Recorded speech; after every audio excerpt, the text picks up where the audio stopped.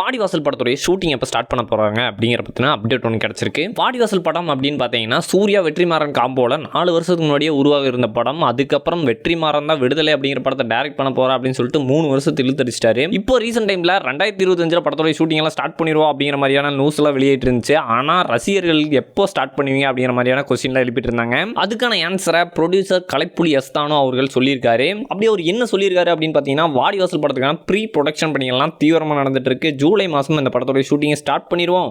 இப்போ ரீசெண்டாக படத்துடைய பாட்டு ஒன்று பதிவு பண்ணோம். பாட்டு சூப்பராக வந்துருக்குதுப்பா அப்படிங்கிற மாதிரிலாம் சொல்லியிருக்காரு.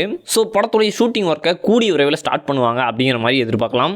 ரீசெண்ட் டைமில் பயங்கர ட்ரெண்டிங்கில் இருந்தவங்க தான் ஸ்ருதி நாராயணன். இவங்க நடிப்பில் கட்ஸ் அப்படிங்கிற படம் ரிலீஸ் ஆக போதான். இந்த படத்தை ரங்கராஜ் அப்படிங்கிறவர் டைரக்ட் பண்ணி அவரே நடிச்சிருக்காரு. மேலும் இந்த படத்தில் ஸ்ரீலேகா, டெல்லி கணேஷ், சாய் தீனா இப்படிங்கிற பலர் நடிச்சிருக்காங்க. நேற்று தான் அட்லி அல்லு அர்ஜுன் காம்போல உருவாக போகிற படத்துடைய கியர் அப் வீடியோ அப்படின்னு சொல்லிட்டு ஒரு அனௌன்ஸ்மெண்ட் வீடியோ வெளியிட்டிருந்தாங்க சன் பிக்சர்ஸ் நிறுவனம். இப்போ அந்த படத்துடைய பட்ஜெட் எந்த அளவுக்கு இருக்க போகுது அப்படிங்கிற பற்றின அப்டேட் ஒன்று கிடைச்சிருக்கு. அது என்ன அப்படிங்கிறத விலாவரியாக பார்த்துடலாம். படத்துடைய விஎஃப்எக்ஸ் பண்ணுறது அப்படின்னு பார்த்தீங்கன்னா இந்தியன் விஎஃப்எக்ஸ் கம்பெனிஸ் எல்லாம் இல்லைங்க. ஃபுல் அண்ட் ஃபுல் ஹாலிவுட்டுக்கு விஎஃப்எக்ஸ் பண்ணுற கம்பெனி தான் அப்ரோச் பண்ணியிருக்காங்க. இதுக்கு மட்டுமே மொத்தமாக 250 கோடி ஸ்பெண்ட் பண்ணியிருக்காங்களாம். அது மட்டும் இல்லாமல் படத்துடைய டேரக்டரான அட்லிக்கு 100 கோடி சம்பளமா. அது மட்டும் இல்லாமல் படத்துடைய ஹீரோவாக நடிக்கிற அல்லு அர்ஜுனுக்கு மொத்தமாக 175 கோடி சம்பளமா. அது மட்டும் இல்லாமல் ப்ராஃபிட்டில் 15% அல்லு அர்ஜுனுக்காமா.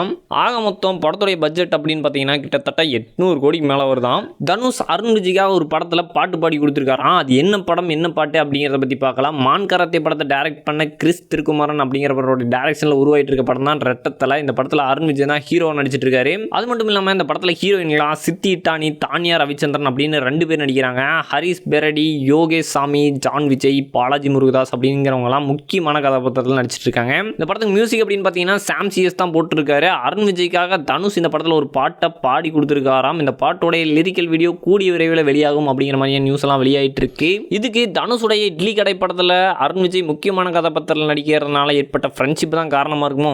மாரி செல்வராஜ் டைரக்ஷனில் துருவ விக்ரம் நடிச்சிருக்க படம் தான் பைசன். இந்த படம் எப்போ ரிலீஸ் ஆக போகுது அப்படிங்கிற மாதிரியான அப்டேட் ஒன்று கிடைச்சிருக்கு. இந்த படத்தில் அனுபமா பரமேஸ்வரன், ரெஜினா, பசுபதி, கலையரசன் அப்படின்னு பலர் நடிச்சிருக்காங்க. இந்த படத்தின் மீது எதிர்பார்ப்பு நிறையாவே இருக்கு. இந்த படம் எப்போ ரிலீஸ் பண்ணுறாங்க அப்படின்னு பார்த்தீங்கன்னா மே மாதம் 16ஆம் தேதி ரிலீஸ் பண்ணுறதா பிளான் பண்ணிட்டு இருக்காங்களாம் படக்குழு. இந்த மாதிரி இன்ட்ரெஸ்டிங்கான சினிமா ரிலேட்டடான அப்டேட்ஸ் எல்லாம் தெரிஞ்சுக்கிறதுக்கு நம்மளுடைய சேனலை சப்ஸ்கிரைப் பண்ணி வச்சுக்கோங்க.